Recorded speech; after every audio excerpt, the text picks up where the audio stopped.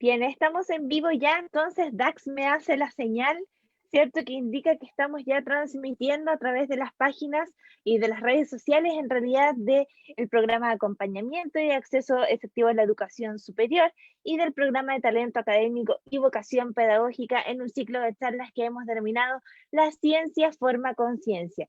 Como impulsores de esta iniciativa, hoy nos acompañan Daxter del Canto y Karen Araya, como parte del equipo, ¿cierto?, de estos programas y a quienes saludo. ¿Cómo estás, Dax? Hola Javiera, buenas tardes.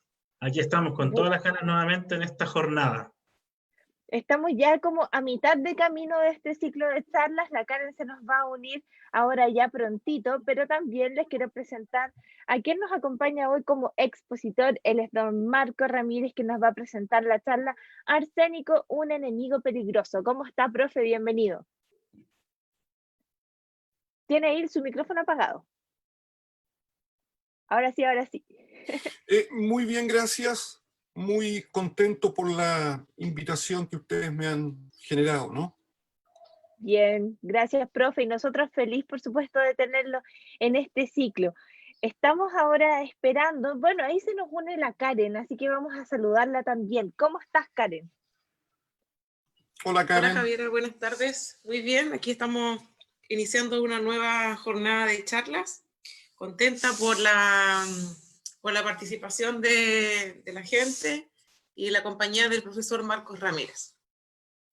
Súper, estamos todos ahí entonces muy contentos con la participación del profe Marco, ¿cierto?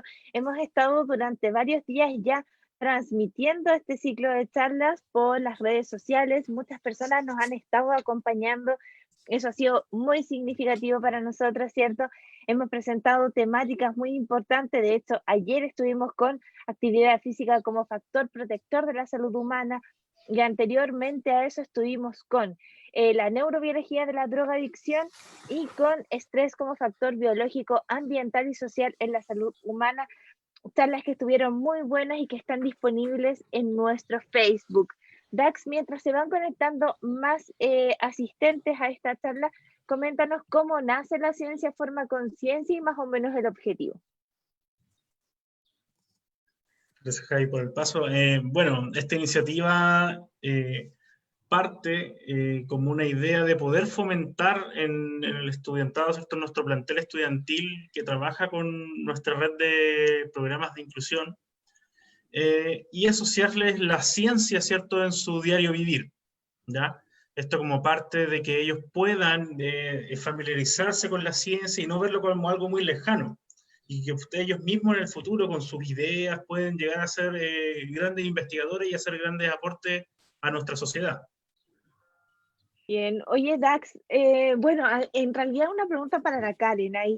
Ya cuando vamos en esta mitad del ciclo, ¿qué les ha parecido a ustedes como impulsores un poco de esta iniciativa desde el área de la ciencia?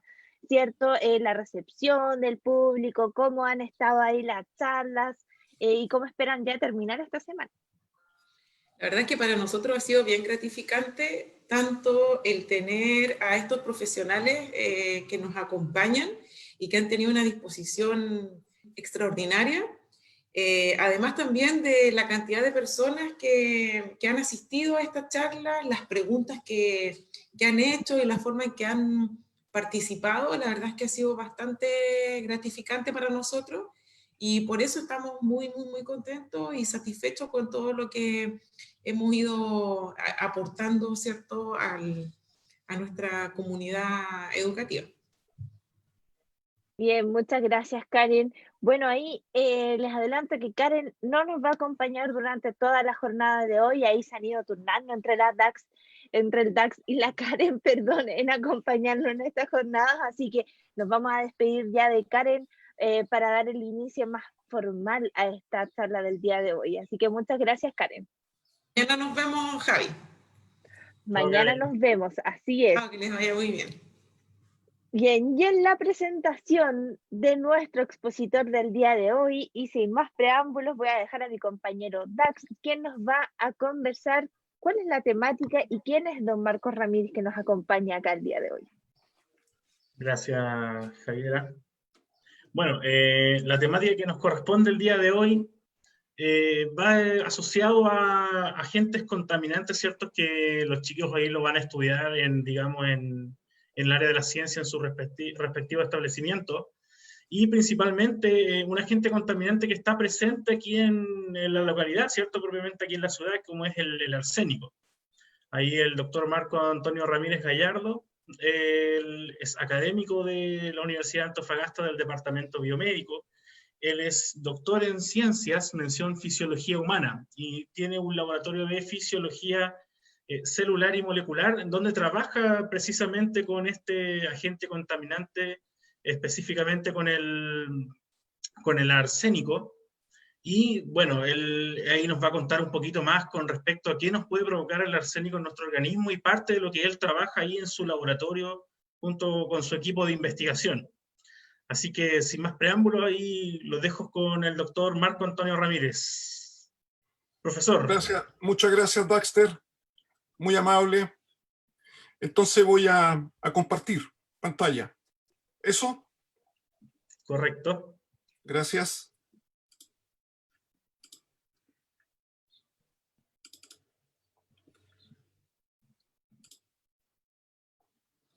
¿Se ve bien? ¿Se ve bien, Sí, profesor? profe, se ve bien. Muy bien, muchas gracias. Bueno, estimados alumnos y audiencia en general,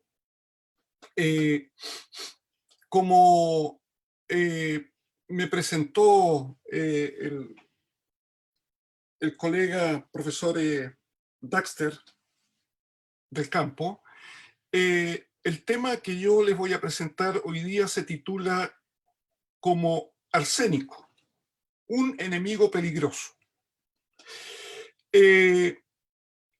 Como bien dijo el profesor Daxter,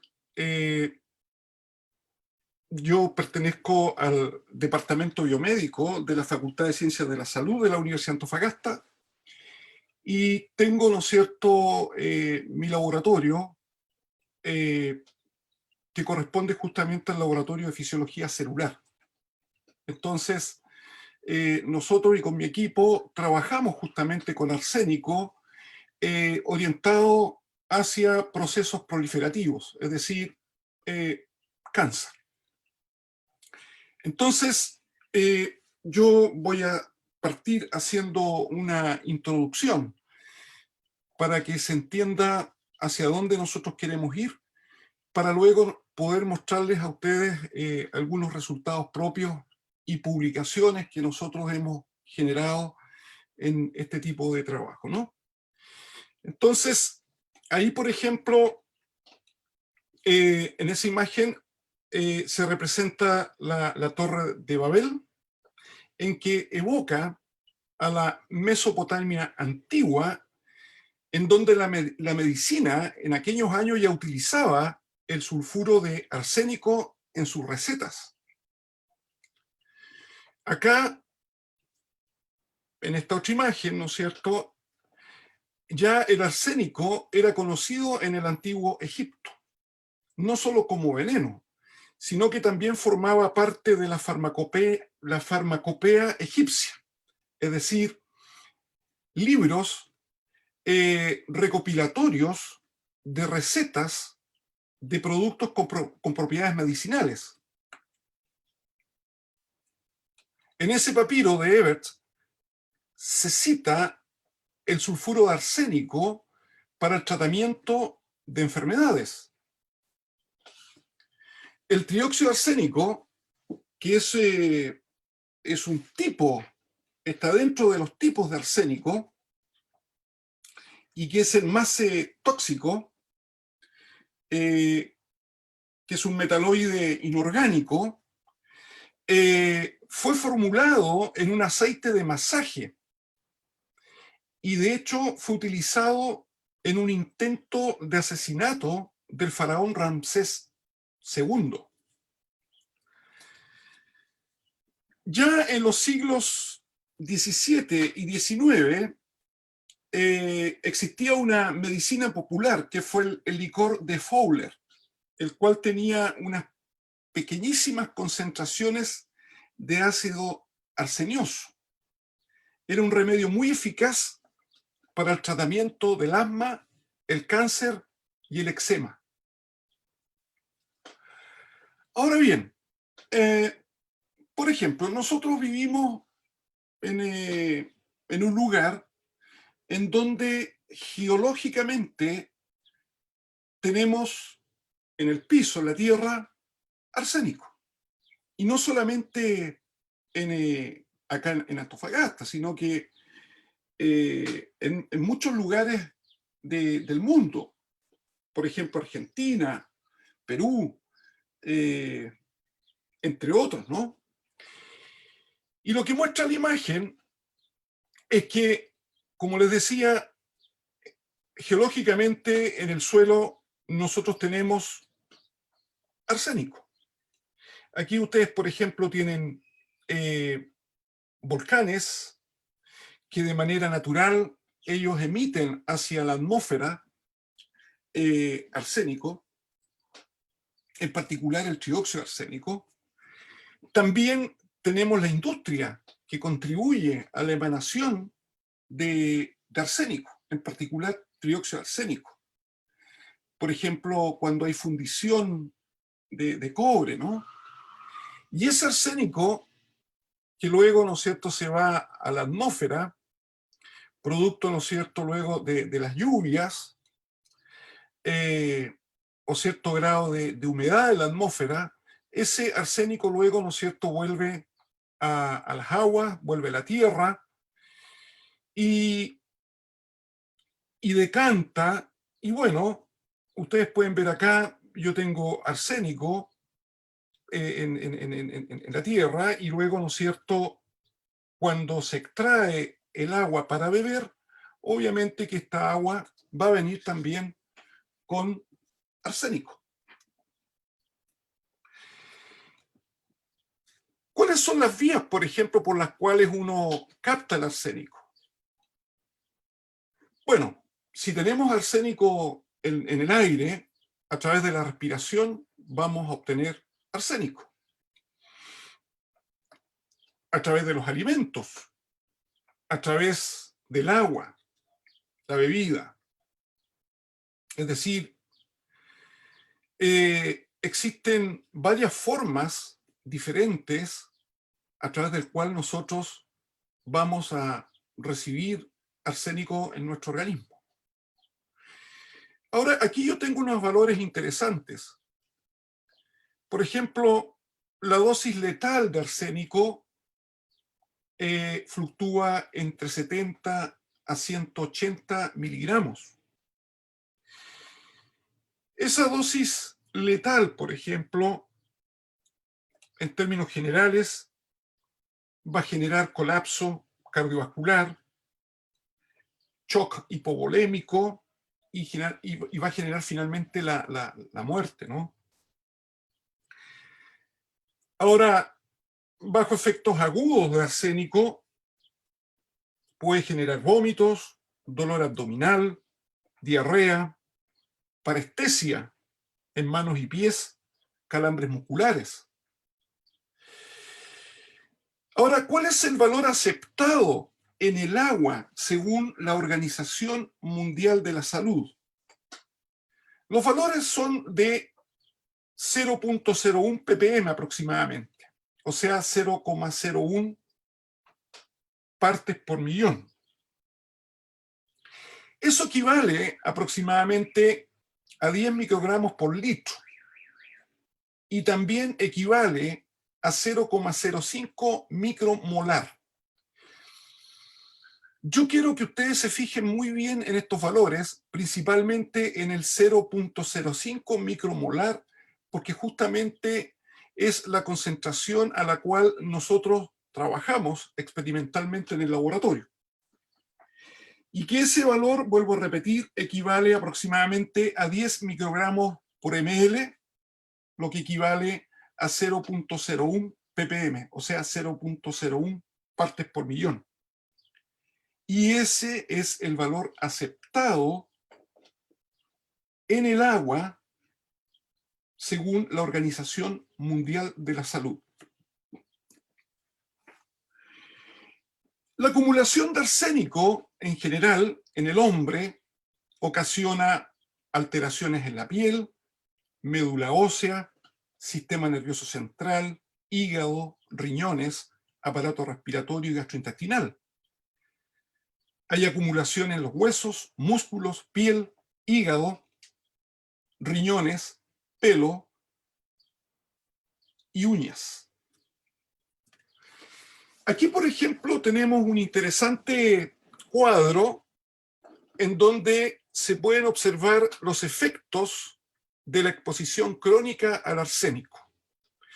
Entonces, al centro tenemos acá exposición crónica al arsénico y vamos a dar, ¿no es cierto?, algunos ejemplos de qué manera esta exposición crónica a este metaloide altera, ¿no es cierto?, diferentes órganos, sistemas, estructuras de nuestro organismo.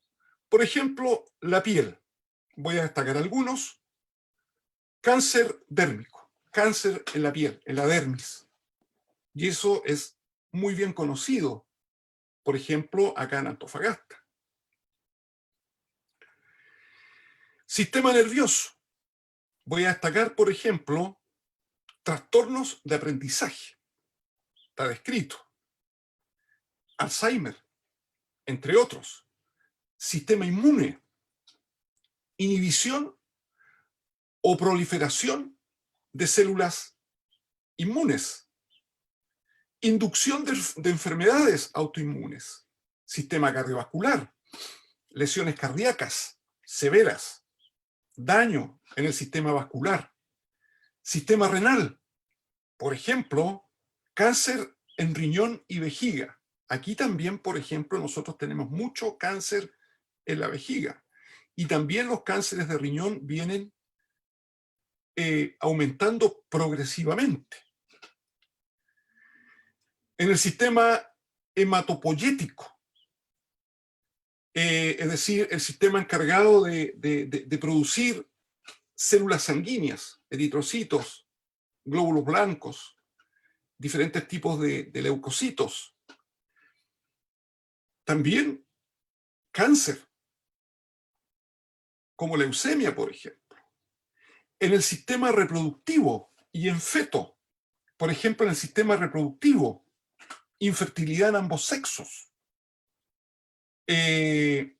Disfunción, por ejemplo, en gónadas masculinas, cáncer en próstata, ahora a nivel de feto, retraso de crecimiento, malformaciones congénitas y muerte, sistema respiratorio, cáncer pulmonar, que también eso se ha observado mucho. En el sistema hepático, o sea, hígado, son múltiples los efectos. El más crítico, por ejemplo, cáncer hepático. Sistema endocrino, está relacionado también con diabetes mellitus de tipo 2. Cáncer en el páncreas. Sistema endocrino, sistema muscular. Debilidad muscular. Progresiva disminución en la movilidad funcional.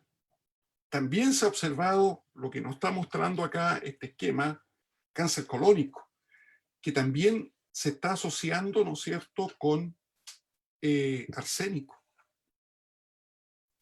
entre otras, ¿no? Ahora, dicho eso, yo necesito también hablarles un poquito sobre el pH, porque mi exposición y mis resultados están relacionados justamente con el pH y mecanismos que regulan el pH en las células. Matemáticamente, químicamente, el pH se define matemáticamente como el menos logaritmo de la concentración de protones.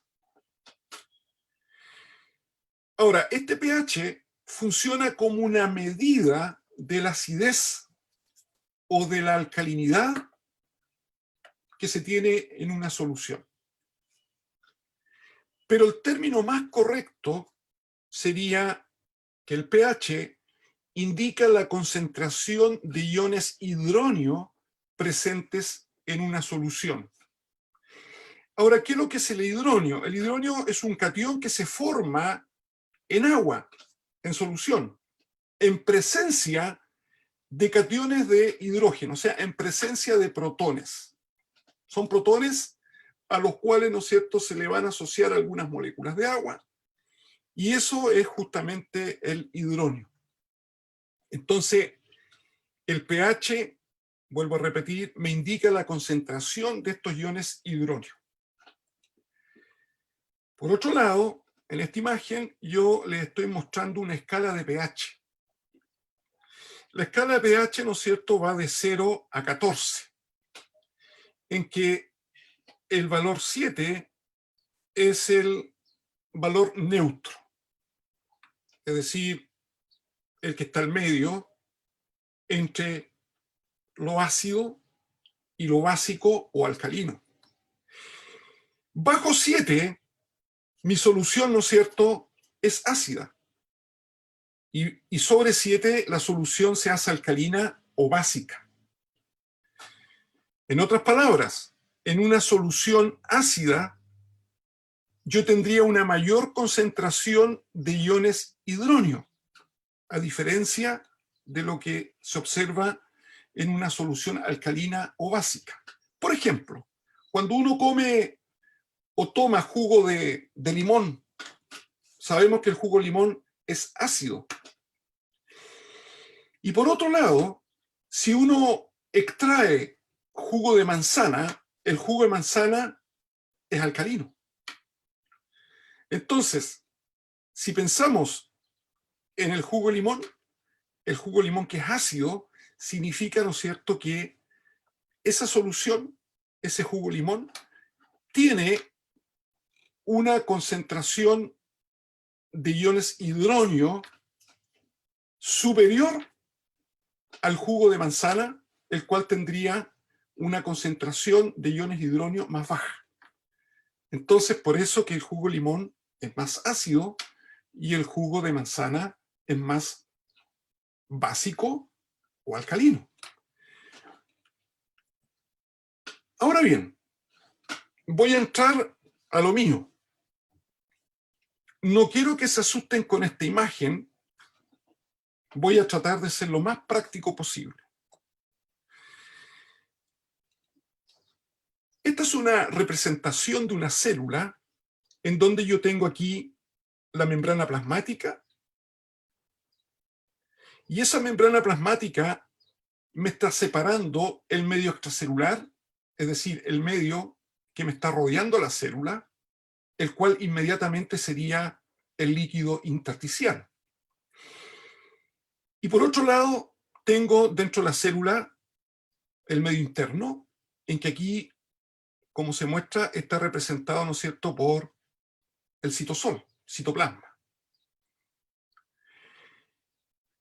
Esto que está acá adentro no es el núcleo, sino que simplemente es un endosoma, es un organelo. Pero nos vamos a centrar en lo que tenemos acá en la membrana plasmática. Es decir, vuelvo a repetir, la membrana que me está separando el medio interno de la célula del medio externo de la célula. Y en particular, el citoplasma. Si ustedes observan, el citoplasma presenta un pH intracelular de 7.2, es decir, un pH que está muy cercano al valor neutro de acuerdo a la escala que yo les mostré anteriormente. Y en el medio extracelular, ya sea en el intersticio o en el plasma sanguíneo, el pH está un poquito más elevado y que es de un valor de 7.4, como lo está mostrando, ¿no es cierto?, acá la imagen. Este pH intracelular de 7.2, él tiene que ser conservado. Y para ser conservado, existen diferentes mecanismos. Existen mecanismos de amortiguación o de tamponamiento citosólica, es decir, la presencia, por ejemplo, de proteínas, grupos fosfatos que yo tengo en el citosol o en el citoplasma, van a contribuir a mantener ese pH intracelular en el valor de 7.2. Pero además, en la membrana plasmática existen unas proteínas acá que son transportadores. ¿Qué significa que sean transportadores? Significa que estas proteínas pueden mover a través de la membrana plasmática sustancias, solutos, iones. Iones como por ejemplo sodio, iones como por ejemplo protón, como por ejemplo bicarbonato. El bicarbonato es una base. El bicarbonato va a contribuir a alcalinizar un medio. En cambio, los protones van a contribuir a acidificar el medio. Entonces, por ejemplo, este sistema que está acá es un intercambiador. Es un intercambiador de cloruro bicarbonato. Eso significa que con la entrada de cloruro a través de este transportador, o dicho de otro modo, este sistema lo que está haciendo es transportar cloruro hacia el interior de la célula en intercambio con la salida de bicarbonato. En cambio acá, por ejemplo, tenemos un sistema que lo que hace es llevar hacia el interior de la célula bicarbonato en intercambio con salida de cloruro. Este otro mecanismo que está acá, lo que hace es llevar sodio hacia el interior de la célula en intercambio con la salida de protones. Este mecanismo que está acá, y que va a ser justamente mi punto central, se llama intercambiador sodio-protón. Es decir, un mecanismo que intercambia sodio por protón. Es decir, entrada de sodio a la célula con la consecuente salida de protones. Este mecanismo se abrevia como NHE. Ese NHE viene de Sodium Proton Exchanger, o sea, intercambiador sodio-protón. Dentro de estos intercambiadores existen varias isoformas, es decir, varios tipos diferentes que estructuralmente son prácticamente iguales, pero que tienen funciones diferentes. Este del cual yo voy a referirme es la isoforma 1. ¿Y por qué esa isoforma 1? Porque ese transportador es el transportador que cuida a la célula, cuida a la casa. Por eso que se dice que ese transportador es un housekeeping, es decir, un mantenedor de la casa. ¿Y cuál es la casa? Es la célula, su medio intracelular. Lo otro que quiero reforzar es que, como bien ustedes saben, la maquinaria metabólica de la célula, para poder producir energía, producir ATP, uno de los desechos es el CO2. El CO2 potencialmente es un ácido. Entonces, si yo tengo producción de CO2, producto de la maquinaria metabólica, consecuentemente voy a tener protones. Es decir, mi célula, al final, permanentemente, ella, como producto de ese metabolismo celular, ella va a producir ácido. Entre esos, los protones, que van a derivar desde ese CO2. Por lo tanto, este mecanismo tiene que estar permanentemente sacando protones desde la célula. ¿Para qué? Para poder contribuir a conservar ese pH intracelular en 7.2. Ahora, ustedes tienen que pensar que todos los mecanismos que están ocurriendo en la célula, todas las proteínas o prácticamente la mayor parte de las proteínas que están en el interior de la célula, en el citosol, por ejemplo, incluso en el núcleo, son dependientes de pH. Por ejemplo, las proteínas que participan en el ciclo celular son dependientes de pH. Por lo tanto, si el pH se desregula, si el pH, por ejemplo, intracelular aumenta, eso va a afectar en las proteínas, por ejemplo, varias proteínas que participan en el ciclo celular. Y por lo tanto, eso va a promover proliferación celular. Es decir, va a hacer con que las células comiencen a dividirse de manera anormal. Y consecuentemente, ese aumento en la proliferación se va a traducir en cáncer.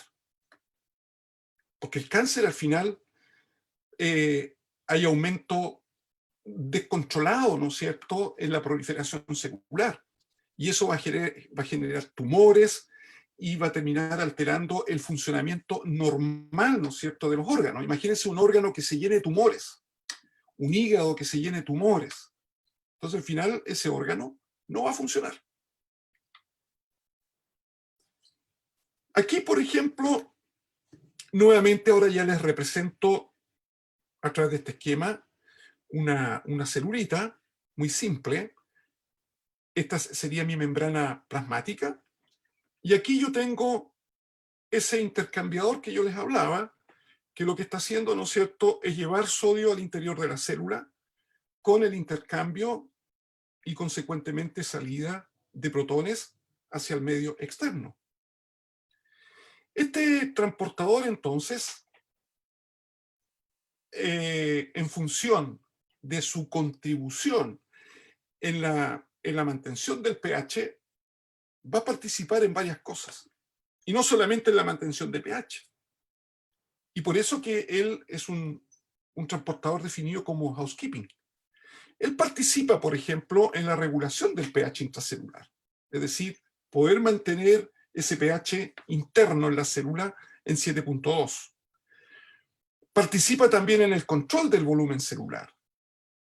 Participa también en el transporte, específicamente en la absorción de sodio, por ejemplo, a nivel intestinal, a nivel renal, donde hay una reabsorción de sodio.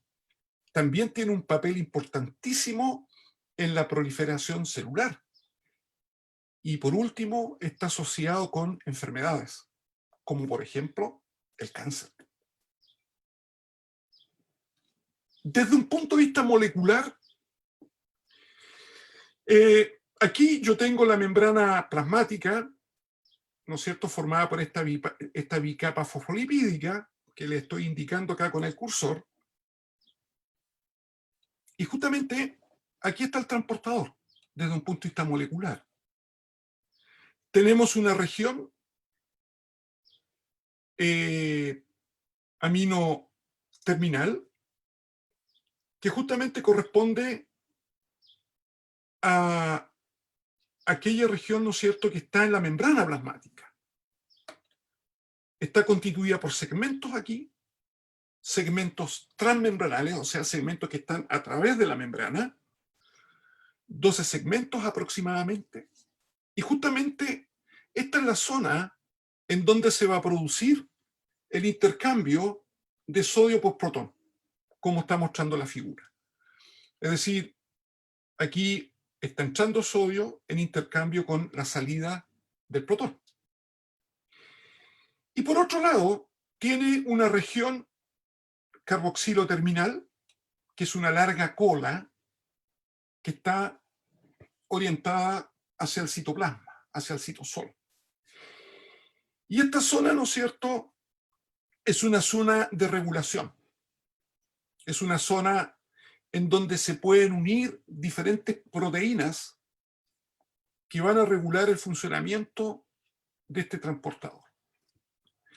Pero una cosa también interesante, este transportador tiene sensores de protón.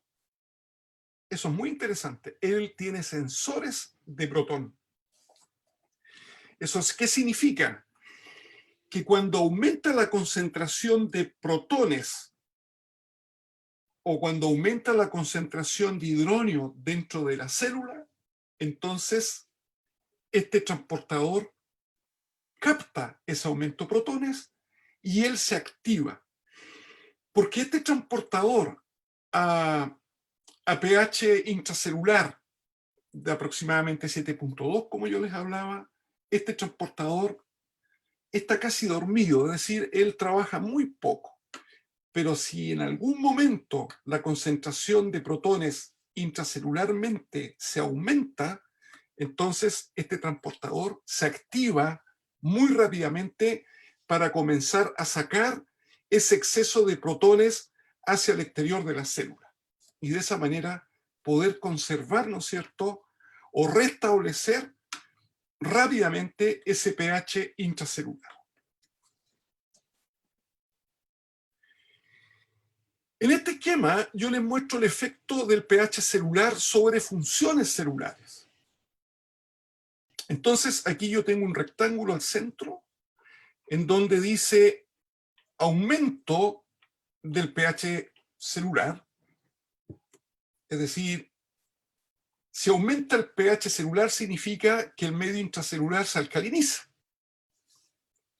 porque en el fondo dentro de la célula voy a tener menos protones o voy a tener menos hidrógenos. Entonces dice aquí aumento en el pH celular y o aumento en la actividad de ese transportador que está sacando protones. Aumenta la actividad de él, se hace más rápido, lo que significa que al hacerse más rápido va a llevar hacia el interior de la célula más rápidamente sodio, con la consecuente salida de protones hacia el exterior de la célula. Entonces, si el pH intracelular está aumentado debido, por ejemplo, a que este transportador está trabajando de manera más rápida y por lo tanto está sacando protones de manera más rápida hacia el exterior de la célula, eso va a repercutir ¿en qué? Por ejemplo, en el aumento en el crecimiento celular y proliferación. Es decir, va a favorecer la proliferación celular. Consecuentemente, eso me va a llevar también a una transformación maligna, es decir, me va a conducir a un cáncer. Eso está asociado ¿con qué cosa? Con el ciclo celular, es decir, el ciclo celular se aumenta. O sea, con un pH elevado, el ciclo celular se aumenta. Y si yo aumento el ciclo celular, obviamente que eso va a implicar un aumento también en la proliferación celular. Es decir, va a aumentar el número de células de manera acelerada. Y esa es una particularidad también de la célula cancerígena. Por eso habla aquí de transformación maligna. Pero miren qué interesante. También aumenta la síntesis de DNA con un pH elevado. Es decir, la célula, para proliferar y aumentar el número de células, como bien ustedes saben, y esto tienen que haberlo visto en clase, en los colegios, en el liceo, el DNA se tiene que duplicar. De tal manera que las dos células que se van a formar, cada una va a tener que llevar DNA. Entonces, ese DNA va a tener que duplicarse. Por lo tanto, yo tengo síntesis de DNA. También este aumento en el pH intracelular, debido, por ejemplo, a un aumento en la actividad de ese transportador, me va a generar un aumento en la angiogénesis. ¿Qué significa esto? Que va a aumentar el número o la cantidad de vasos sanguíneos. Por ejemplo, cuando hay un tumor, las células están multiplicándose y tengo yo, ¿no es cierto?, una tumoración. Esa tumoración o ese tumor, para poder seguir creciendo, necesita también una mayor irrigación sanguínea para tratar de obtener combustible. A pesar que las células cancerígenas, normalmente utilizan principalmente la energía a partir de reacciones químicas, bioquímicas, independientemente de oxígeno. O sea, lo obtienen a través de vías más anaeróbicas, en particular a través de la glucólisis, hasta la formación, ¿no es cierto?, de piruvato, y ese piruvato va a formar lactato. ¿Te das cuenta? Pero quiero que ustedes observen, ¿no es cierto?, las repercusiones que tiene ese aumento en el pH intracelular. Ahora quiero mostrarles acá unos resultados muy rápidamente obtenidos por Putney y Barber el año 2003. Ellos trabajaron con células fibroblásticas. Para que sepan ustedes, las células fibroblásticas pertenecen al tejido conectivo y ellas contribuyen a mantener la matriz extracelular de un tejido. Ahora, estas células fibroblásticas con que ellos trabajaron tienen acá, por ejemplo, la LAP1, que es una célula fibroblástica que no tiene este transportador, este NHE1, es decir, el transportador que intercambia sodio por protón. Carece de ese transportador. Tenemos otra célula, que es la LAPN, que sí tiene ese transportador, y es un transportador funcional. También tenemos otra célula, que es el LAPE, otro tipo de fibroblasto, que presenta ese transportador, pero ese transportador fue manipulado genéticamente, es decir, ese transportador está presente, pero no funciona.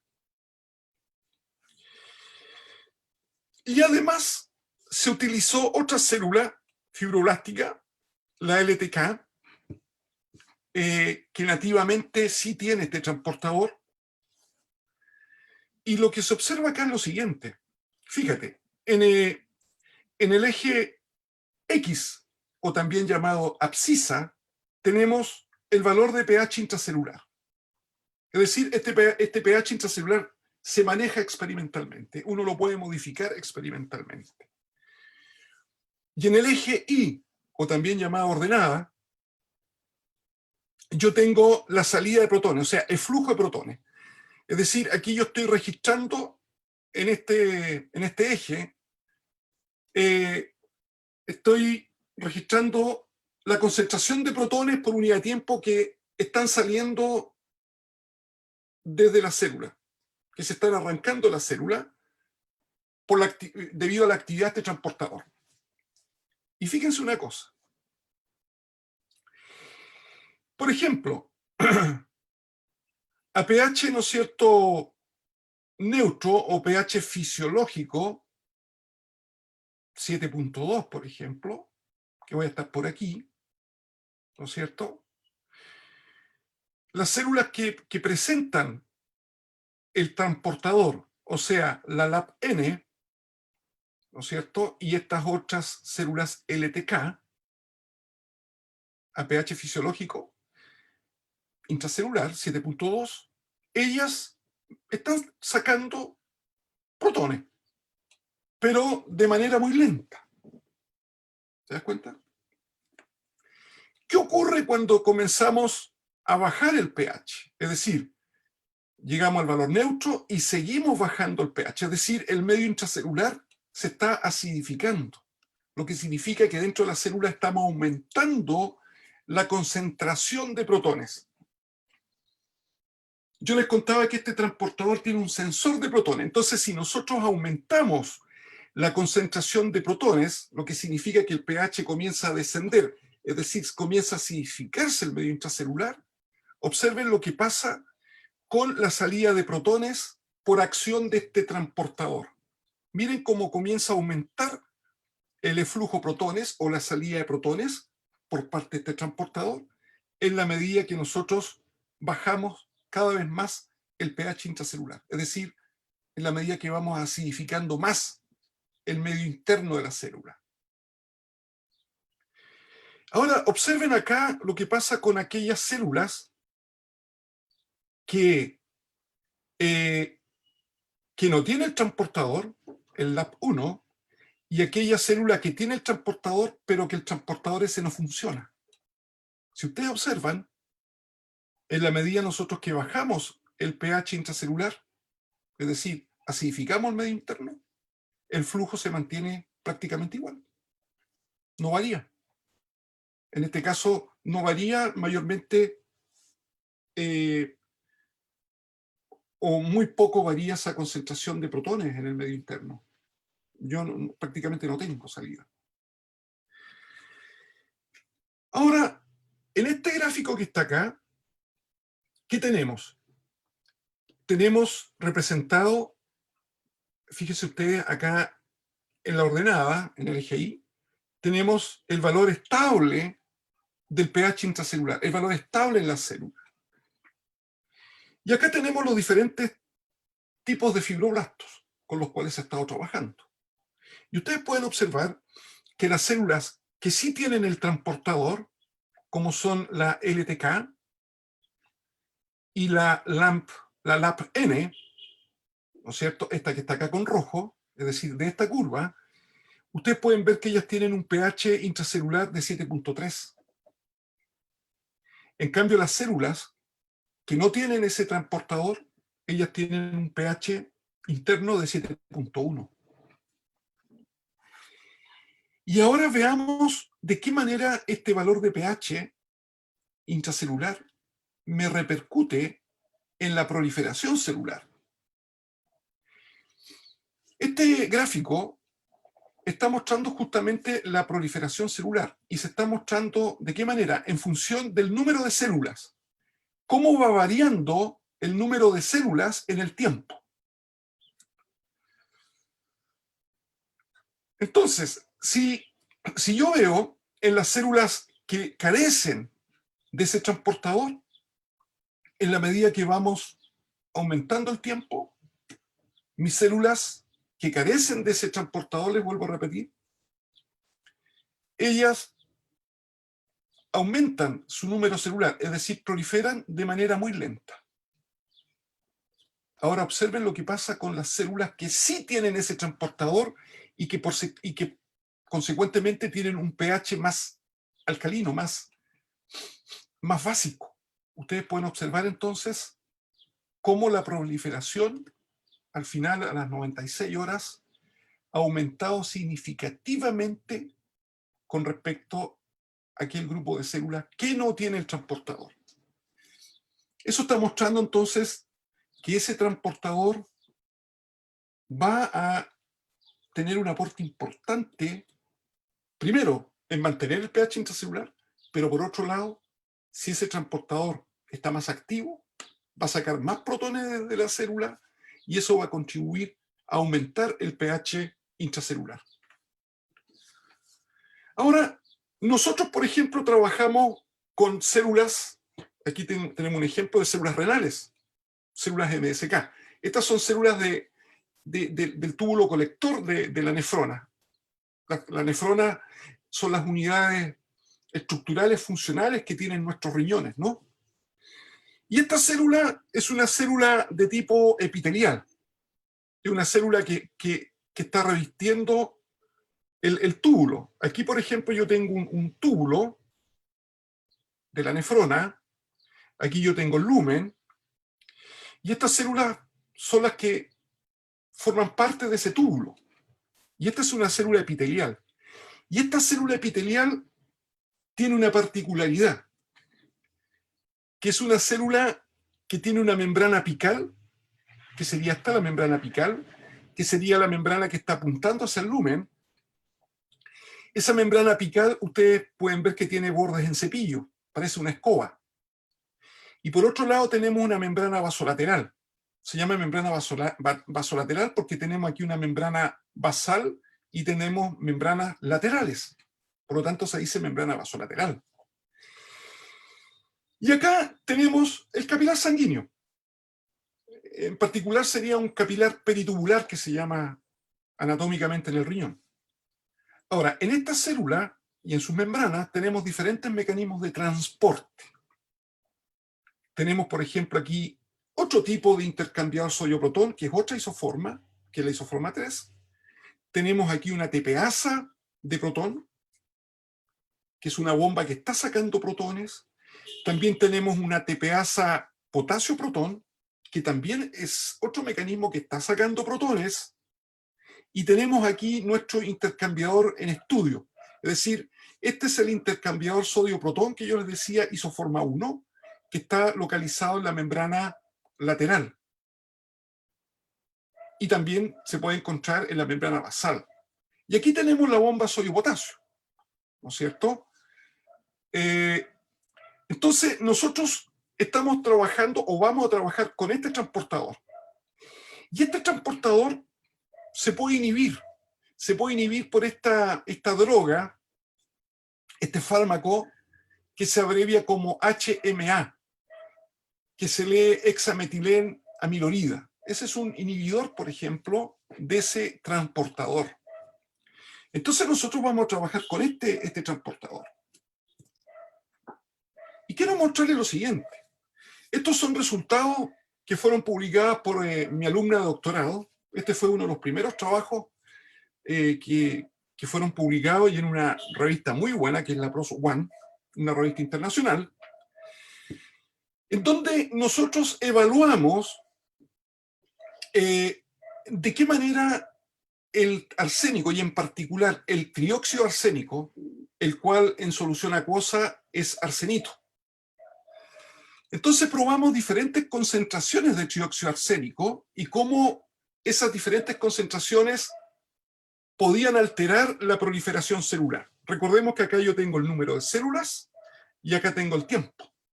Es decir, en la medida que va transcurriendo el tiempo, el número de células en el tiempo va aumentando. Y si aumenta el número de células, entonces significa que las células se están dividiendo más rápidamente en ciertas condiciones. Es decir, hay un aumento en el número de células y consecuentemente hay un aumento en la proliferación celular. Con círculos abiertos tenemos el control, la situación control, es decir, las células que crecen en su solución en ausencia del trióxido arsénico. Y ustedes pueden ver que en solución control, en situaciones de control, las células obviamente en la medida que va transcurriendo el tiempo, ellas van aumentando en su número celular. Es decir, hay un aumento en la proliferación, que es lo esperado. Luego, probamos con concentraciones muy bajas de trióxido arsénico. 5 micromolar. Y ustedes pueden ver que prácticamente no se observa un aumento importante en el aumento en el número celular al tiempo, ¿no es cierto?, cercano a los 50 minutos. Fíjense lo que pasó ahora cuando bajamos la concentración de trióxido arsénico a la concentración de 0,5 micromolar. Aumentó de una manera similar a la condición control. De tal manera que esta condición control con respecto a la concentración de arsénico de 0,5 micromolar no es diferente. Y miren lo que pasó cuando utilizamos una concentración de 0,05 micromolar. Es decir, equivalente aproximadamente a los 0,01 ppm o 10 microgramos por litro. Es decir, las concentraciones que la Organización Mundial de la Salud permiten para el agua. Y ustedes pueden ver que en esas condiciones la proliferación celular fue superior y estadísticamente diferente a la condición control. Es decir, está mostrando que arsénico, y en particular trióxido arsénico, a esa concentración tiene un efecto proliferativo por sobre la condición control, es decir, la condición en la cual no tenemos este metaloide. Ahora yo les voy a contar una cosa. El arsénico, y en particular el trióxido arsénico, y el arsénico en general, es muy interesante porque dependiendo de la concentración, es que el efecto es diferente.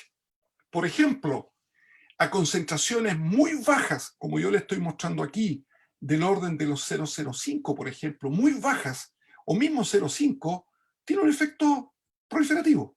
Pero a concentraciones extremadamente bajas, el efecto es altamente proliferativo. Y por lo tanto, podríamos decir que tiene un efecto mitogénico. En cambio, a concentraciones más altas, ya de acuerdo a la literatura, o sea, ya con 1 micromolar y ahí hacia arriba, tiene un efecto más antiproliferativo.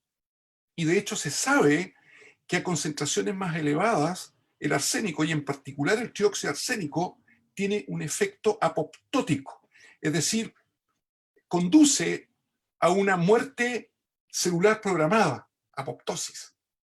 Y de hecho, para que sepan ustedes, hoy en día se está utilizando de manera más experimental, se está utilizando, por ejemplo, trióxido arsénico a altas concentraciones para tratar algunos tipos de leucemias, para provocar justamente en las células muerte celular programada. Y para eso se está usando trióxido arsénico. Eso es lo paradójico. Es decir, a concentraciones más elevadas te produce la muerte celular y a concentraciones extremadamente bajas te produce, ¿no es cierto?, un aumento en la proliferación celular. Es decir, tiene un efecto mitogénico. En este mismo trabajo, quiero que observen lo siguiente. Nosotros medimos el pH intracelular. En ausencia de trióxido arsénico y en presencia de trióxido arsénico. En ausencia aparece como menos y en presencia como más. Este ATO viene de arsenic trioxide, de trióxido arsénico. Y además se midió el pH intracelular en presencia o en ausencia de hexametilenamilorida, es decir, de aquella droga que les decía yo que bloquea el funcionamiento de este transportador. Observemos lo siguiente. En ausencia de arsénico y en ausencia de ese bloqueador del transportador, el pH en estas células fue aproximadamente de 7.18. Yo les contaba a ustedes que el pH interno citosólico aproximadamente es 7.2. Bueno, nosotros vimos que tenía un valor de 7.18, muy cercano a 7.2. Es decir, un pH intracelular normal, un pH citosólico normal. Cuando colocamos hexametilenamilorida, ese pH no se alteró. Tendió a caer un poquito, pero estadísticamente no son diferentes. Luego, cuando incubamos las células, estas células MSK, las incubamos en la concentración más baja, es decir, 0.05 micromolar, es decir, la concentración en la cual nosotros observamos que había un aumento importante en la proliferación de estas células. Cuando evaluamos, ¿no es cierto?, el pH, vimos, ¿no es cierto?, que el pH intracelular estaba cercano a 7.6, o sea, extremadamente alcalino. Y cuando bloqueamos ese transportador con hexametilenamilorida, es decir, el HMA, ustedes pueden observar que el pH de las células tendió a corregirse, o sea, cayó hacia el valor cercano de su condición control. ¿Te das cuenta? O sea, cercano a 7.3, o sea, 7.20 y algo. Y si eso lo contrastamos con la proliferación,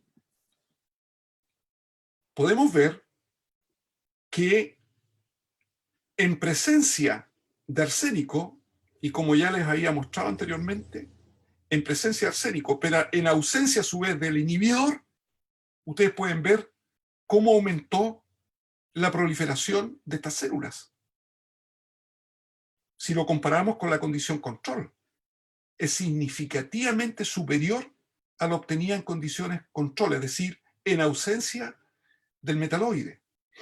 Y cuando nosotros inhibimos ese transportador con HMA, es decir, hexametilenamirodía, ustedes pueden ver que el efecto ese aumentado en la proliferación por arsénico, cayó.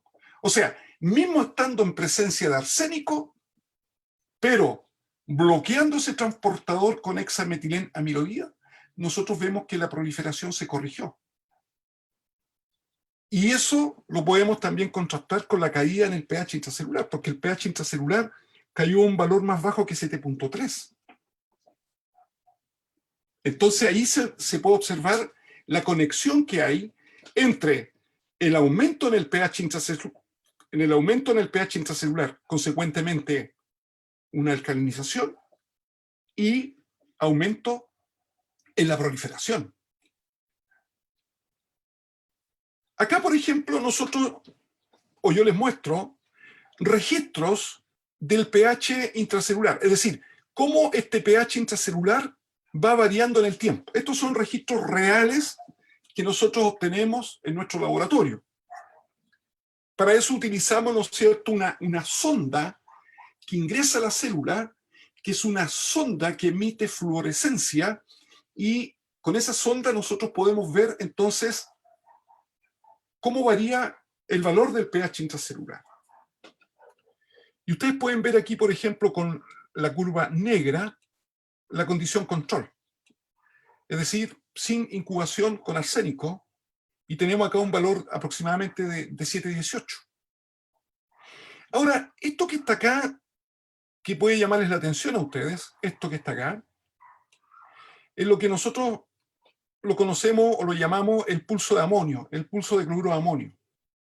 Pero en realidad, este pulso ¿es para qué? Es para poder acidificar el medio intracelular. Es solamente para eso. ¿Y por qué acidificamos nosotros el medio intracelular? Para poder activar el transportador. Porque yo les decía que el transportador a pH fisiológico, él está medio dormido, ¿no? Él está durmiendo. Entonces, él se despierta cuando nosotros aumentamos la concentración de protones intracelulares. Entonces, para eso nosotros tenemos que acidificar el medio interno. Solamente eso. Entonces, ustedes pueden ver, el pH basal, sin tratamiento alguno, es de 7,18 aproximadamente.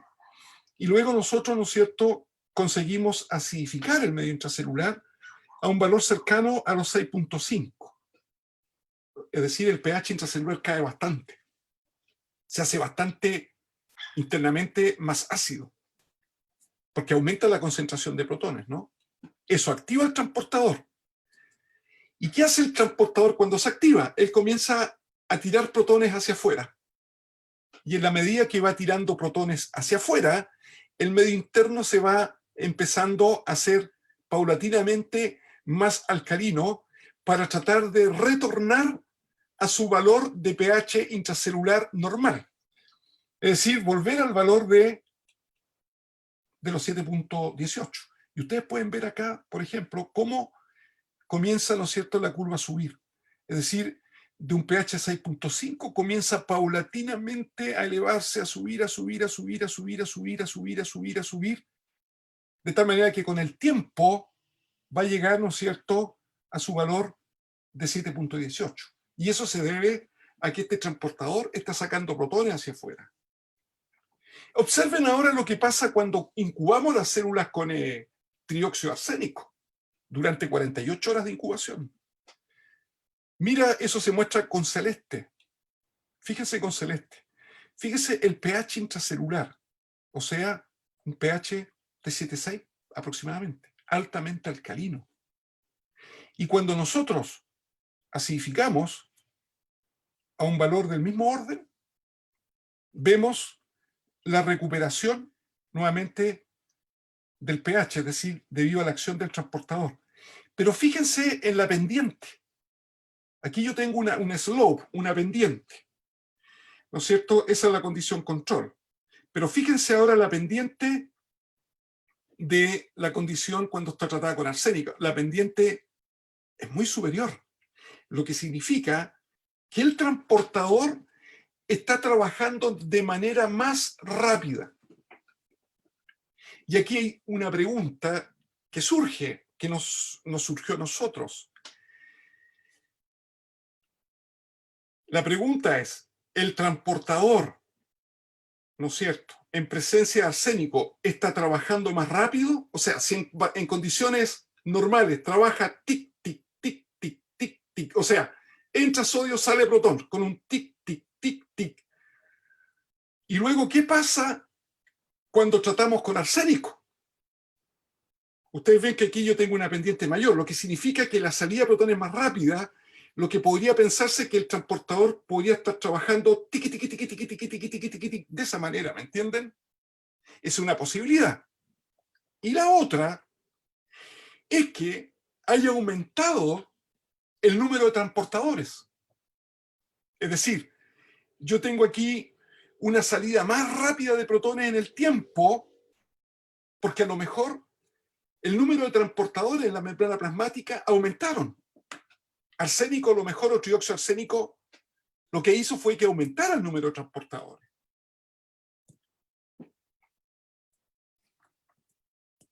Uy, se me pegó, disculpen.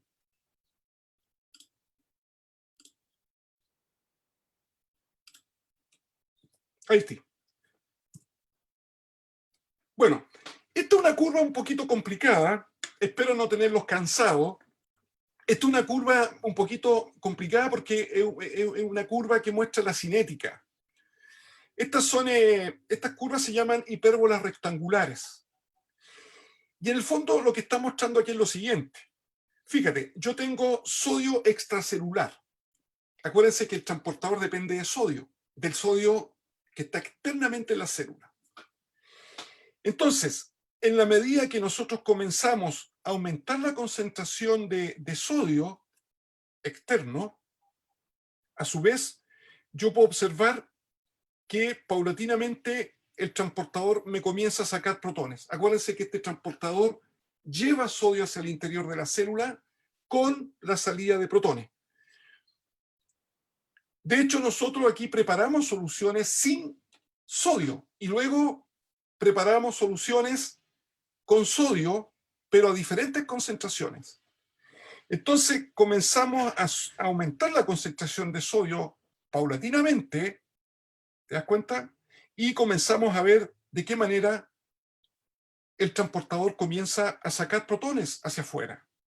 Entonces vamos aumentando, aumentando, aumentando y por lo tanto va sacando más y más y más. Es decir, esta curva se va aumentando. Ahora, ¿cuál es la teoría en general? Es que este aumento se debe a que en la medida que yo voy aumentando la concentración de sodio, se van activando los transportadores, estos que están en la membrana, porque el número de transportadores es fijo, inicialmente. Entonces se van ocupando los transportadores y los transportadores se van empezando a sumar. O sea, comienza a actuar un transportador, otro, y así se van sumando. Hasta que finalmente se llega a una saturación. Es decir, aunque yo siga aumentando después la concentración de sodio, este sistema ya llegó a una meseta, a un plató, se saturó, porque todos los transportadores ya están ocupados, todos están transportando, ¿no es cierto?, sodio hacia el interior de la célula con la salida de protones. Entonces, esta es la curva que se muestra en ausencia de tratamiento con arsénico. Pero observen ahora cuando nosotros tratamos con arsénico. La curva, ¿no es cierto?, es decir, la velocidad acá máxima de transporte casi se duplicó con respecto a la condición control. Casi se duplicó. Lo que eso nos sugirió a nosotros que probablemente el arsénico lo que estaba haciendo era aumentar el número de transportadores, es decir, el número de NHs. Quiero mostrarles acá, por ejemplo, un trabajo recientemente publicado ahora el 2021 por mi alumno de magíster, Marcelo Cornejo, un trabajo que se hizo en colaboración con colegas de la Escuela de Medicina de la PUC. de la Universidad Católica de Chile en Santiago. Y quiero mostrarle acá lo siguiente. Esta técnica que está acá, esto que se ve acá son proteínas. Y esta técnica se llama Western blot. Y lo que nos permite observar son las proteínas. Y en particular NH1. Y este es un control de carga. Se utilizó una proteína, ¿no es cierto?, que está en el citosol de las células, que se llama beta-tubulina. Y esto es para mostrar, ¿no es cierto?, que lo que nosotros cargamos, es decir, la concentración o la cantidad de proteínas que nosotros cargamos en cada uno de los pocillos o de los carriles fue la misma. Y eso me lo confirma acá esta proteína. Si ustedes pueden ver, esta proteína está casi en todas las condiciones, está igual, lo que significa que cargamos la misma cantidad. Y observen esto. Esta es la condición en ausencia de arsénico. En ausencia de arsénico, efectivamente, yo tengo el transportador. O sea, el transportador en la célula está presente, en estas células MSK. Pero fíjense ahora qué pasó en las células que fueron tratadas con arsénico a la concentración esa de 0.05 micromolar. Fíjense cómo aumentó la cantidad de proteína, cómo aumentó la expresión proteica de la célula, en la célula. Y si eso lo llevamos a gráfico, tenemos aquí la condición control y acá tenemos la condición de tratamiento. Es decir, aumentó la expresión del transportador. Lo que eso tiene relación con la figura anterior que les mostré anteriormente, ¿no? También hicimos un trabajo con inmunofluorescencia. Y aquí ustedes pueden ver, por ejemplo, la situación control y luego la situación con tratamiento. Y eso lo graficamos. Y ustedes pueden ver entonces cómo la fluorescencia, lo que me está representando ese rojo, es NH1, o sea, el transportador. Cómo aumentó significativamente con respecto a mi condición control. Es decir, una situación similar del mismo orden al observado acá con las proteínas aisladas y luego acá en las células. Es decir, arsénico, trioxarsénico, lo que hizo hasta aquí fue aumentar la expresión proteica de ese transportador, el cual fue el responsable, o es el responsable, ¿no es cierto?, de aumentar el pH intracelular. Y al aumentar el pH intracelular, desregula el ciclo celular y por lo tanto nosotros vemos un aumento en la proliferación, es decir, vemos un aumento en el número de celular en el tiempo. Esto quiero mostrárselo, esto ya no tiene relación con arsénico, pero este es un trabajo que nosotros también realizamos en conjunto con los colegas de Santiago, la Católica, un trabajo que realizamos en células cancerosas de ovario humano. Y vimos, ¿no es cierto?, la expresión de NH1 en las células cancerígenas. ¿Por qué digo esto? Porque en los experimentos anteriores, yo no puedo decir o no puedo asumir que esas células estaban con cáncer, la anterior. O sea, en las células ese de riñón nosotros vimos que arsénico lo que hacía, y en particular trióxido de arsénico, vimos que lo que hacía era el trióxido de arsénico aumentar el pH intracelular y consecuentemente aumentar la proliferación celular, debido, ¿no es cierto?, a un aumento en la expresión de NH1. Pero yo no puedo decir, porque no hicimos estudios histológicos con un patólogo que confirmara de que las células estaban ya más, tenían características de células cancerígenas, ¿no? Es decir, que con el arsénico se hayan transformado en una célula cancerígena. No lo puedo decir, porque no hicimos experimentos para eso. Pero sí trabajamos con células cancerígenas, humanas, de ovario, de pacientes. Y también probamos líneas celulares. Esta es una línea celular normal de ovario humano, normal, y esta, ¿no es cierto?, es una línea celular, y estas son, ¿no es cierto?, de células ya de paciente del hospital. Y miren lo que se observa acá con respecto a la expresión proteica del transportador NH1. Si ustedes ven en la célula no cancerígena, tengo una expresión muy baja, como se muestra acá. Porque esto acá es el promedio, ¿no? Este es un resultado único, o sea, no, es un resultado tipo, pero acá yo ya tengo un promedio de varios. Fíjense en la célula, en la línea celular cancerígena, fíjense cómo está aumentada la expresión proteica del transportador. Y fíjense en las células de los pacientes, de esas mujeres que tenían en sus ovarios cáncer. Fíjense cómo también está aumentada la expresión proteica de NH1. Es decir, lo que quiero decir con esto es que en las células cancerígenas yo tengo aumentada la expresión proteica de NH1. ¿Quién sería probablemente el responsable en alcalinizar el medio intracelular y consecuentemente contribuir importantemente en aumentar la proliferación celular? Y por último quiero mostrarles esto. También no tiene relación con arsénico. Esta es una técnica que se llama inmunohistoquímica, que hicimos en mi laboratorio, en colaboración con un patólogo del Hospital Regional de Antofagasta, en donde observamos la expresión proteica de NH1 en mucosa colónica humana.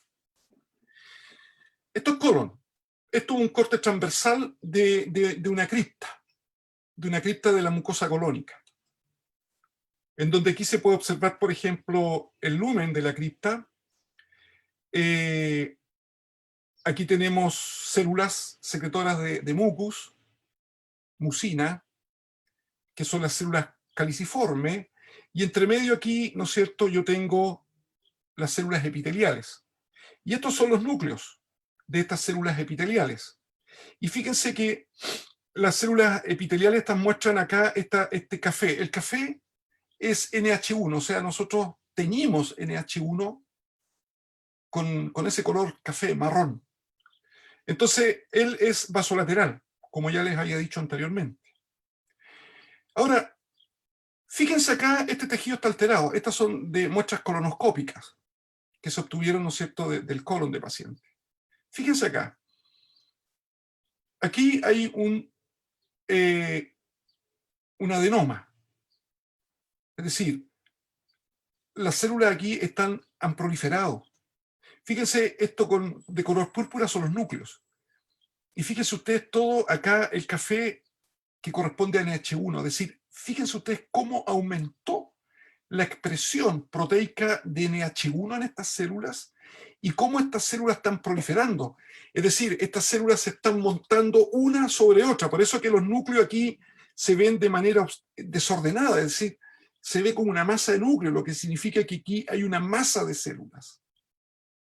Es un adenoma.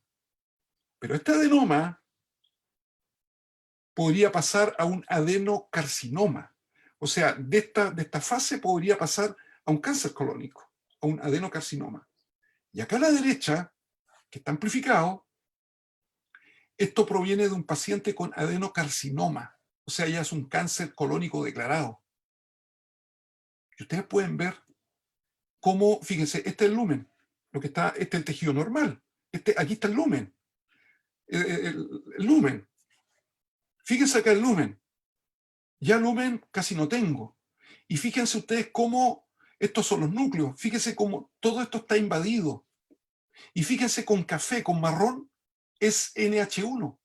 Lo que significa que estas células todas deben estar extremadamente alcalinas internamente, dentro del citosol, internamente muy alcalina, y la proliferación es brutal.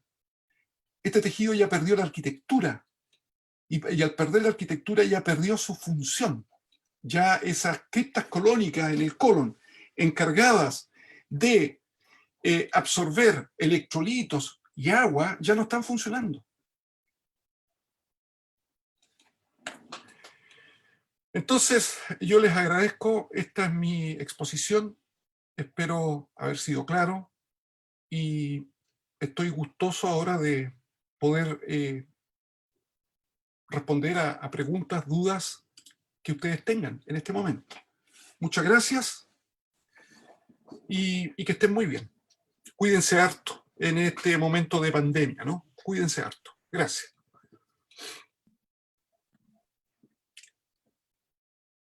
Muchas gracias, profe. Ahí el DAX, no sé si lo tenemos por acá. Aquí Sí, estoy, Javier. está por acá. Ahí está. ¿Cómo estás, Dax? Bueno, profe, le quiero comentar varias cositas. Tenemos varias preguntas en Facebook, pero además de eso, tenemos varios saludos. Y yo le voy a leer algunos porque tenemos a personas conectadas desde Santiago, por ejemplo. Ahí está José Luis Letelier, que nos dice un cordial saludo desde Santiago. Excelentes estas charlas. Hola, buenas tardes. Está Senia conectada por ahí, que también nos hace una pregunta. Rodrigo Zárate y Raisimar García agradecen la presentación, profe. Así que tenemos ahí a varios conectados. Muchas gracias. También tenemos preguntas, así que vamos a ir con la primera según el orden de acá de Facebook. Y la primera es de Isidora Ramos.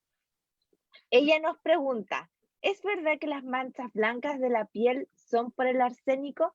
Una pregunta que yo creo que es muy recurrente, ¿cierto, profe? Sí, los dermatólogos afirman que sí. Yo no soy dermatólogo, no soy médico, pero sí, ellos dicen que una señal en la piel, esas manchas blancas podrían deberse a arsénico, ¿no?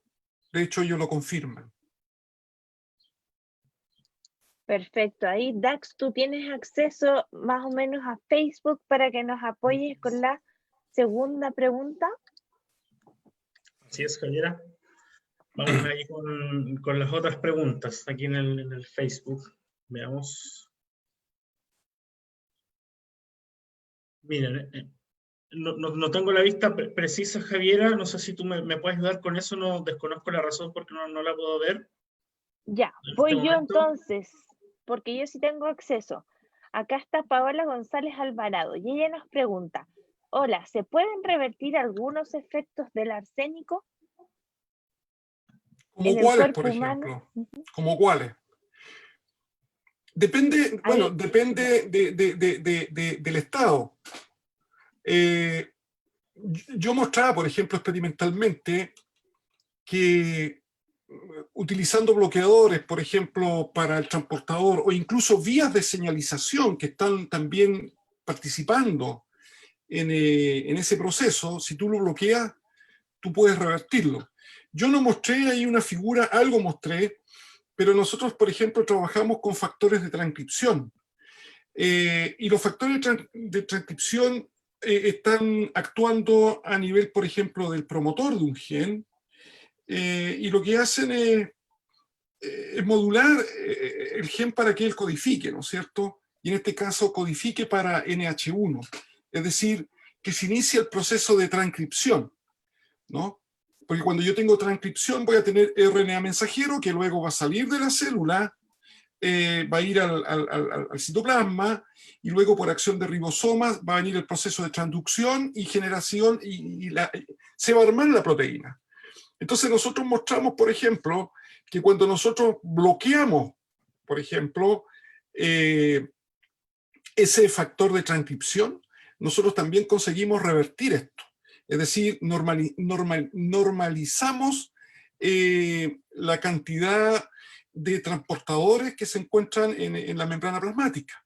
Y por lo tanto se normaliza también el pH. Ahora, eso depende. Por eso digo, o sea, si la persona ya está con un cáncer, es complejo, o sea, revertirlo es difícil. Ahora, mira, es interesante porque incluso nosotros en este momento tenemos otro proyecto en el cual, con muestras de pacientes del hospital, lo que queremos ver es poder mostrarle más o menos lo que la última diapositiva, en donde poder cuantificar, ¿no es cierto?, de qué manera se observa aumentado o disminuida la expresión proteica de NH1. De tal manera que, si por ejemplo una persona se somete a una colonoscopía y se encuentra, ¿no es cierto?, que en ese pólipo que le sacaron, por ejemplo, tiene una aumentada expresión de NH1, mismo todavía no siendo cáncer nada, lo que se podría sugerir es que ese tejido sea extraído antes de que se pase a un adenocarcinoma, ¿no? Por ejemplo.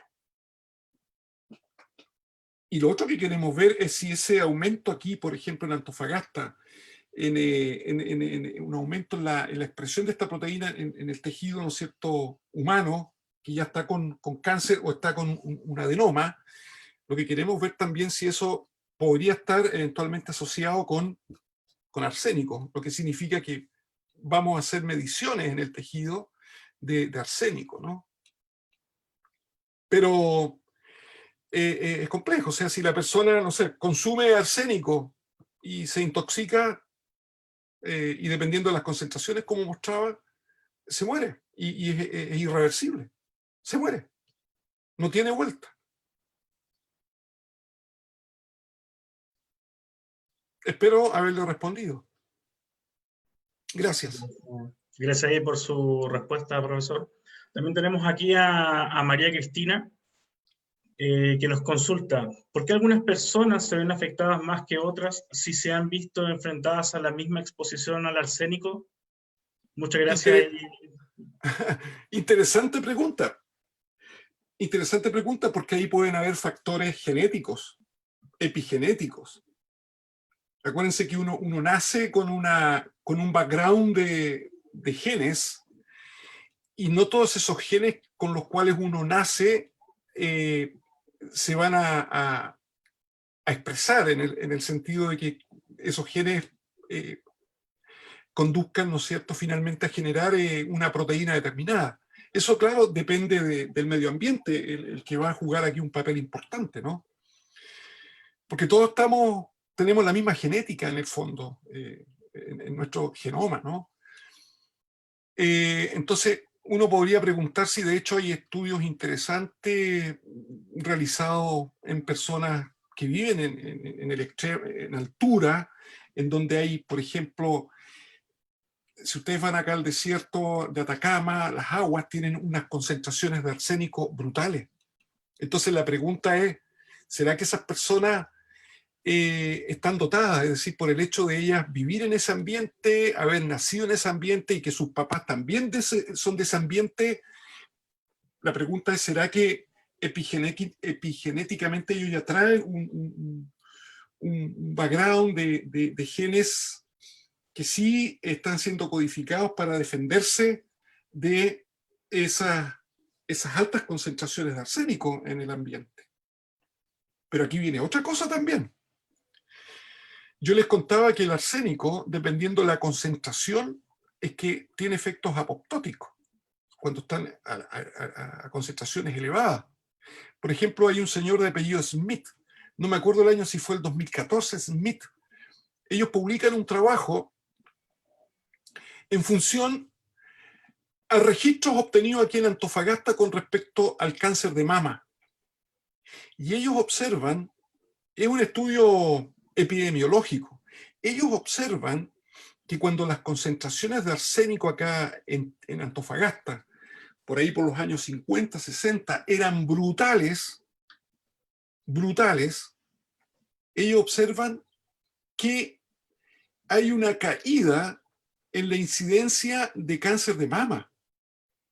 Y luego, ¿no es cierto?, ellos observan que cuando el arsénico del agua comienza a sacarse, comienzan a tratar de eliminarlo, es decir, tratan de reducir la concentración de arsénico, ellos observan, ¿no es cierto?, cómo la curva nuevamente comienza a elevarse, lo que significa que comienza a aumentar la incidencia de cánceres de mama.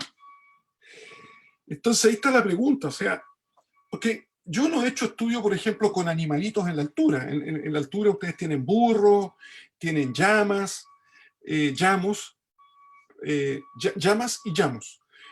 Tienen burros, burritas, y esos animalitos sobreviven, están allá arriba. Yo no sé si esos animalitos se han muerto de cáncer o no, pero ustedes tienen que pensar que esos animalitos están bebiendo el agua que está allá arriba y que tiene concentraciones de arsénico tremendas. Entonces ahí está la pregunta. A lo mejor bueno, son animales que están adaptados, pero a lo mejor, tal vez voy a decir una brutalidad, pero y con el respeto de todos, a lo mejor es mejor tener un poco más de arsénico que tratar de sacarlo, porque si no lo saca todo en su totalidad y van a quedar trazos de arsénico, eso es altamente mitogénico. En cambio, al tener concentraciones un poquito más elevadas, produce apoptosis, por lo tanto, las células que se están descarriando, es decir, que se están transformando en malignas, se mueren con el arsénico. Yo les contaba a ustedes, ¿no es cierto?, que hoy en día, experimentalmente, se está utilizando trioxiarsénico a concentraciones más elevadas para matar células cancerígenas. Eso ya está, hay muchas publicaciones al respecto en algunos tipos de leucemias, ¿no? No sé si Bien, le profe. respondí a la pregunta, ¿no? Sí, yo creo que sí, y tenemos más preguntas, así que Sí, le voy a muy hacer, bien. de hecho me parece que es la última pregunta que está disponible en estos comentarios, y la hace Marjorie. Marjorie Lara nos pregunta, o le pregunta más bien, ¿han estudiado la concentración de arsénico en el agua para beber, grifo o embotellada? Nosotros no, pero aquí hay trabajos, hay registros. De hecho, hace años atrás, Aguas Antofagasta, cuando era Aguas Antofagasta, publicó en el diario una noticia en la cual ellos decían que la concentración de arsénico en el agua estaba dentro del orden permitido por la Organización Mundial de la Salud, como gran noticia. Pero resulta que nosotros, por otro lado, estamos mostrando, con un par de papers, publicaciones internacionales que pasaron por árbitros internacionales, referees internacionales, mostramos que las concentraciones más bajas, altamente bajas, son más dañinas. Por lo tanto, es para estar atento y llama la atención, ¿no? Ahora, sacar el arsénico del agua realmente es difícil, sacarlo todo es difícil, pero habría que sacarlo todo, porque esos trazos no son buenos, son mitogénicos. Entonces, hay medidas, hay estudios, sí.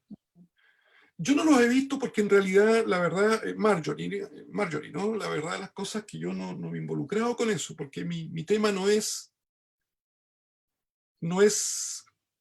la concentración del arsénico en el agua. Mi tema es qué es lo que hace arsénico en la célula, es decir, qué es lo que altera. ¿Para qué? Para tratar de conocer vías. De hecho, por ejemplo, NH1, este transportador que yo le muestro, está visto hace mucho tiempo por la comunidad científica como un posible blanco terapéutico. El problema es que también las células normales tienen este transportador, entonces ahí es donde está el dilema. Por lo tanto, lo ideal sería encontrar vías de señalización intracelular que ojalá estén alteradas y que estén alteradas en las células que están enfermas, es decir, las células o las células que están expuestas a arsénico. Cosa poder matar la célula la célula enferma y que no me altere la célula sana, ¿no? Eso es. Muchas gracias, profesor. Mire, nos llegó una última pregunta justo de último momento de Senya Perfecto. Ávila, y nos comenta lo siguiente, nos pregunta, entonces, ¿los químicos que se utilizan para eliminar el arsénico son los causantes del cáncer? Los químicos. O sea, a ver, vuelvo a repetir. Para empezar, no sé qué químicos están utilizando. Punto 1. Punto 2. Si es un químico que se está utilizando para tratar de sacar el arsénico del agua, no va a sacar todo el arsénico del agua. Van a quedar trazos, que es lo que ocurre acá, por ejemplo, en Antofagasta. Desconozco si los sistemas de osmosis reversa que se utilizan en plantas acá que sacan el agua para luego distribuirla a la ciudad y que utilizan osmosis reversa, desconozco si ellas consiguen sacar en su totalidad el arsénico. Lo desconozco. El punto está que si hay trazos de arsénico y no solamente en el agua, sino que en el ambiente en general, en alimentos, etc., hay trazos y esos trazos son transferidos a uno, esos trazos ya son carcinogénicos. Ese es carcinogénico. No así lo que utilicen para sacarlo. Por eso, desconozco yo qué es lo que utilizan para sacarlo, pero como le digo, si hay trazos, como yo les mostraba concentraciones del orden de 0.05 micromolar, o sea, una cosa minúscula, eso ya es carcinogénico. Eso es carcinogénico. Y nosotros lo mostramos. En el sentido que vemos que aumenta la proliferación celular. Bien, profe, respondamos la última pregunta. Entonces, porque esto la gente se ha entusiasmado, entonces han dado algunos comentarios más. Y esto es más que nada la pregunta con respecto a que es su opinión. Y dice, ¿qué opina de los niveles de arsénico permitidos en el agua de cada ciudad? Nos dice Joaco Cañedo. De cada ciudad. Bueno, aquí hay una norma, que es la norma internacional, es la que dicta la Organización Mundial de la Salud. Y esa es la norma a la cual nosotros tenemos que someternos. Y que esa norma equivale a 0.01 ppm, o sea, 10 microgramos por litro, lo que equivale a 0.05 micromolar. Esa es la norma. Esa es la norma. Ahora, obviamente yo con los estudios que hago o que hemos hecho y las concentraciones que hemos utilizado, y justamente la concentración que dice la norma, nosotros vemos que tiene un efecto altamente proliferativo, como yo les mostré, ¿no? Y que hace que se exprese esa proteína, ¿no es cierto?, llamada Sodium Proton Exchanger, y la isoforma 1, y que es la responsable, ¿no es cierto?, de alcalinizar el medio intracelular.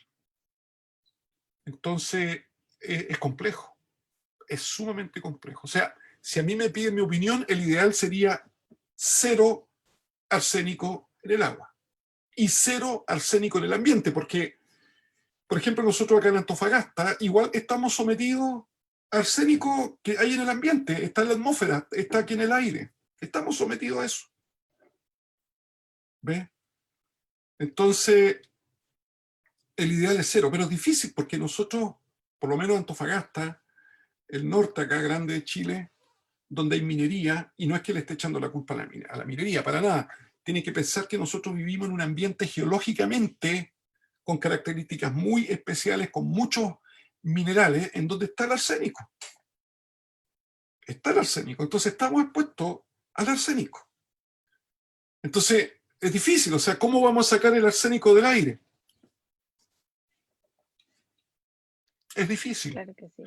Es difícil, entonces, bueno, hemos tenido que aprender a vivir en este ambiente, pero por otro lado, si sabemos, ¿no es cierto?, que el arsénico, por ejemplo, esa concentración bajísima es proliferativa, entonces por lo menos el ideal sería tratar de, no sé, de lo que bebemos a través de líquidos, de sacarlo, o sea, disminuir un factor de riesgo, porque, vuelvo a repetir, el que esté en el aire va a ser difícil.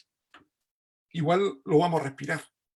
Igual eso nos va a alterar las vías respiratorias y podemos tener un cáncer de pulmón, o a lo mejor no. Y como bien me preguntaba una señorita, ¿por qué algunos sí y otros no? Entonces ahí le decía yo que eso depende también de su experiencia como individuo y como animales que somos, en el sentido de que probablemente ella trae una carga genética y genes que se están expresando, que vienen de otras, vienen de los papás, de los abuelos, de los bisabuelos que han vivido siempre acá.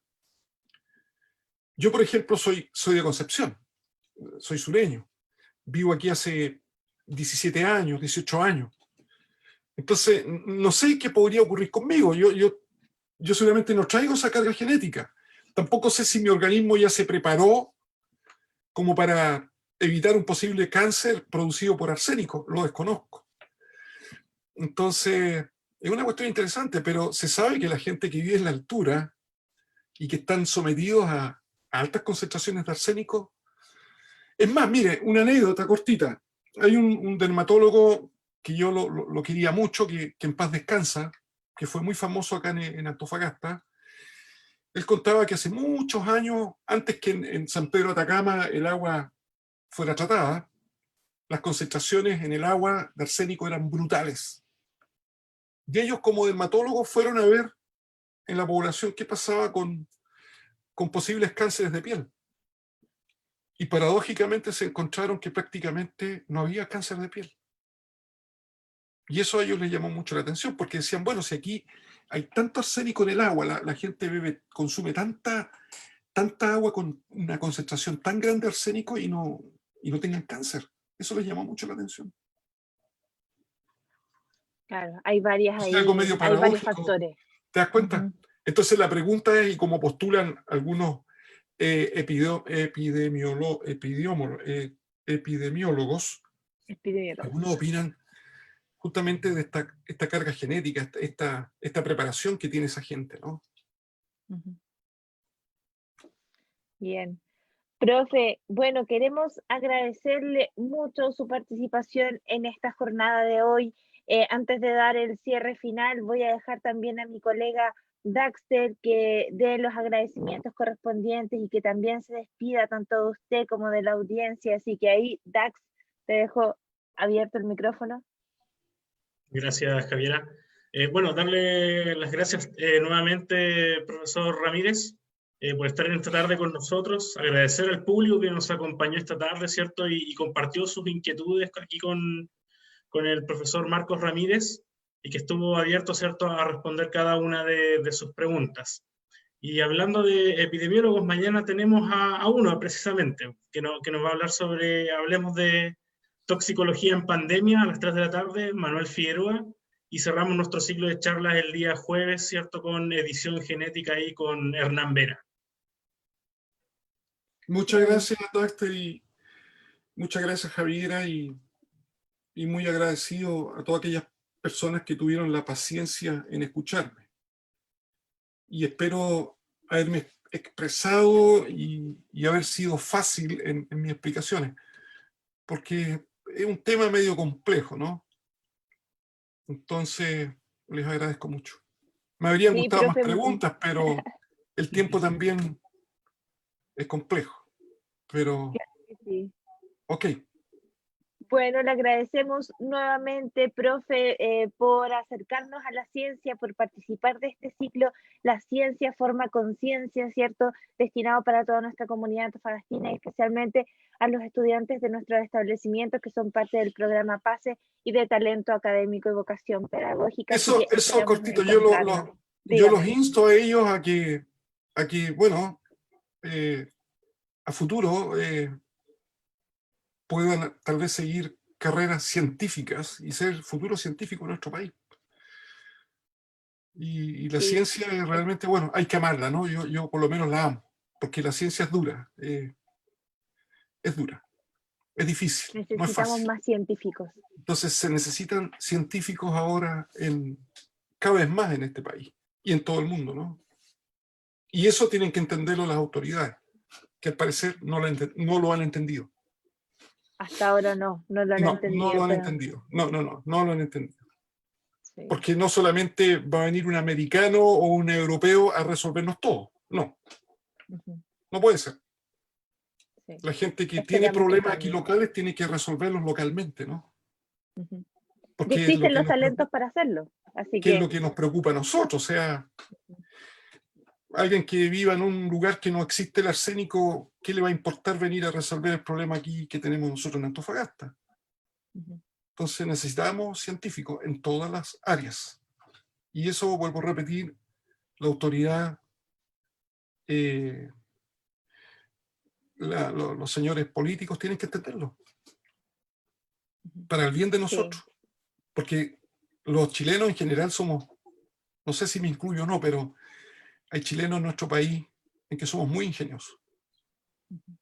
Muy ingeniosos. Sí, por supuesto que sí. Hay mucho talento, profe. Hay gente muy talentosa en nuestro país, muy talentosa, y con muchas vicisitudes, muchas durezas han conseguido hacer cosas grandes.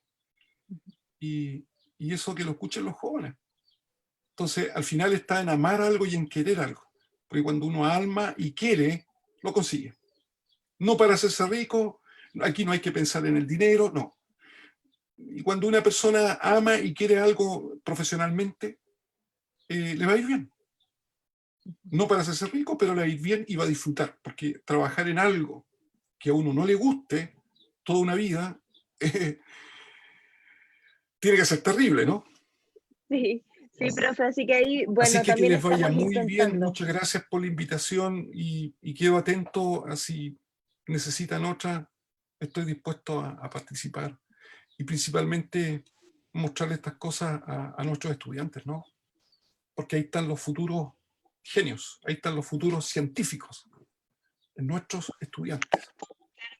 Gracias, Javiera, gracias, Daxter, y a todos los que tuvieron la paciencia de escucharme.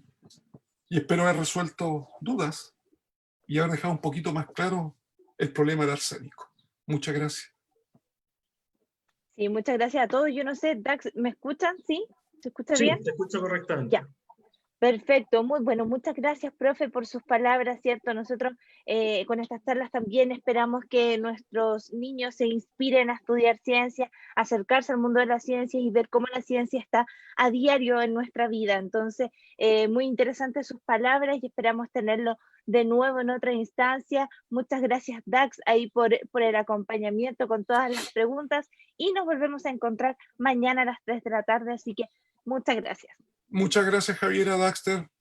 Que estén bien. Gracias por todo. Gracias. Gracias.